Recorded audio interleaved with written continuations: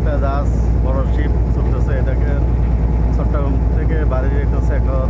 এই দেখেন খুবই সুন্দর একটা ভিডিও আপনাদের দেখাইতেছি বন্ধুরা, আপনাদের আশা করি ভালো লাগবে ইনশাল্লাহ। এটা বন্দর থেকে বাড়ি যাইতেছে, এটা চট্টগ্রাম বন্দর থেকে খুবই